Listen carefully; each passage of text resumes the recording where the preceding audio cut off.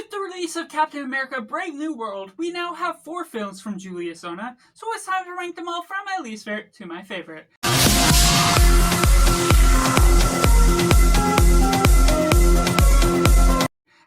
Welcome Cinema, where we focus on a film. I'm Josh, this is Simply Cinema. Let me know down in the comments below what you thought of Julius Onah as a director and his films, how you would rank them as a whole. Make sure to like this video if you enjoy it, subscribe if you haven't already to join in the film culture community where we talk about the love of cinema as a whole. And going in last place, we have Cloverfield Paradox.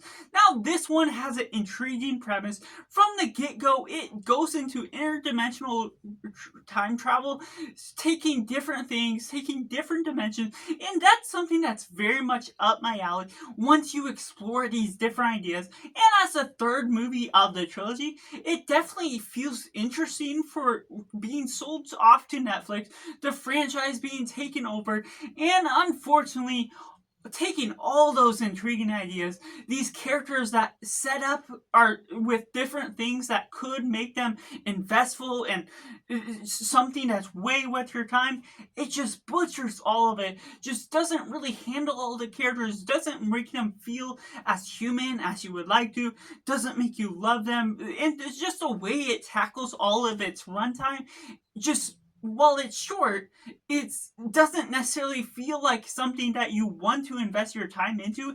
By the way, it's just moving about, taking different subplots here and there, parts with the relationship of what our main girl is doing, things you just don't necessarily hang on to once you're done with the film.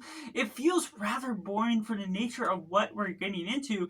And while I don't love talking negative about films in this way, while I still respect their film work that has been done, things look relatively good for the nature of what it has been produced from. But ultimately, the story just isn't there.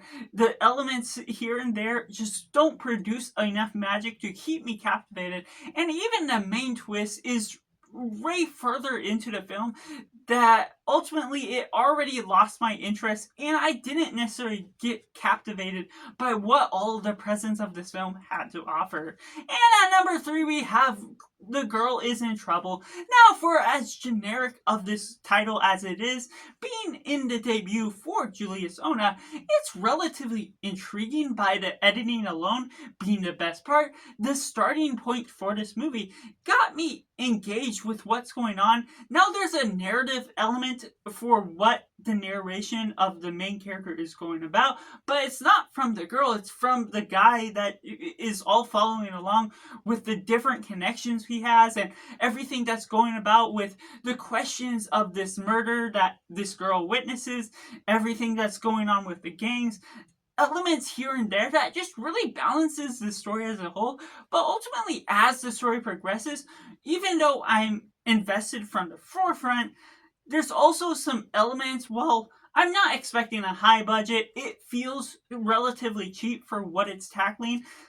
There's just some things where it slowly fades away with my interest, things with it tackles too many different things at different times, and part of the narration feeds us bits of information that we don't necessarily need to know, parts of the backstory of a main villain based on his cousin, based on his dad, other things that just go about along that sort of route that's just information feeding, doesn't necessarily show us that, and it ultimately doesn't become as important or essential at all once you're getting to the end. It's just something to say you're getting information for this character without establishing or building enough personality to that character as a whole, just trying to set them up as a big bad or someone that's connected to this other person. So ultimately, all these story components, while they have enough moving parts to them, it ultimately loses you by the end that it ultimately captivates the audience for. And at number 2, we have Captain America Brave New World. Now this goes into the mess of a production.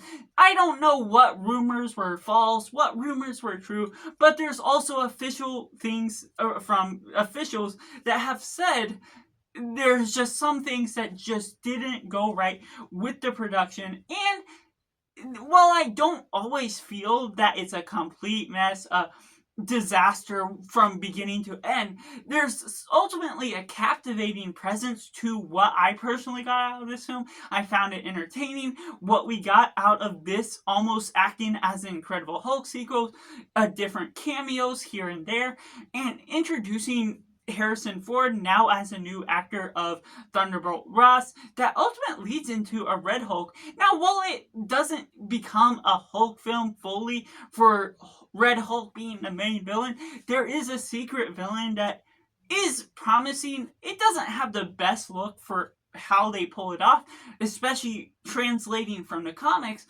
It's unfortunate how that ultimately comes about. Things they could have done a little bit different to make him more present throughout the film itself. Things that have been cut here and there make it feel a little bit confusing once you're watching some of the trailers or teasers for this film. But ultimately, there still was an entertainment, a fun time. What we got out of Captain America now for being Sam Wilson, and how you're getting a new Falcon to the team that does have his own quirky personality that I did enjoy him for the time that we had him on screen. Could have been a little bit more too, but ultimately there's certain things and moving parts here and there that still, while it feels a little bit let down for what it could have built up with this political prodigy that they're really setting up as a whole, it still was a much more entertaining piece than I expected it to be. And at least at number one, we have Loose. Now, I love drama films and exploring these interpersonal relationships and exploring this boy that sort of has these controversial motives as this black man that just goes about these questionable things, whether he believes in these controversial ideologies or not, is sort of a little bit left up in the air. You kind of get the hint that it is obvious, but once these certain moving parts come about, there's questions of whether things actually are true, or the way that things are going on with the parents and the teacher that is trying to exploit this and get him in trouble, is ultimately becoming compelling by the mystery of how this will all resolve itself. It never really resolves itself in explaining answers to how these parents should deal with this situation, how everything should ultimately come about.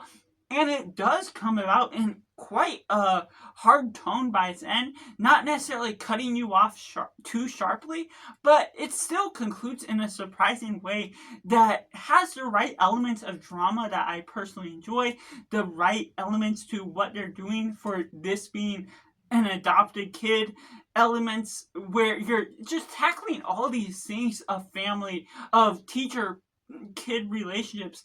So that makes it ultimately compelling by the nature of what I'm exploring within this drama movie. And while it isn't the hardest in the way it builds up the runtime with the pacing that ultimately leads off to a great finale, a great way of keeping you entranced into what this film has to say, it still is a film that certainly is the best from Julius Onah. So that's just my personal ranking of Julius Onah's filmography from my least favorite to my favorite. Let me know down in the comments below how you would rank his filmography. What's the worst? What's the best? And do you like his films as a whole, or is it just a little bit of a mixed bunch? Make sure to like this video if you enjoy it. Subscribe if you haven't already to join in the film culture community where we talk about the love of cinema as a whole. So let's just all make sure to do yourself a favor and go watch a movie.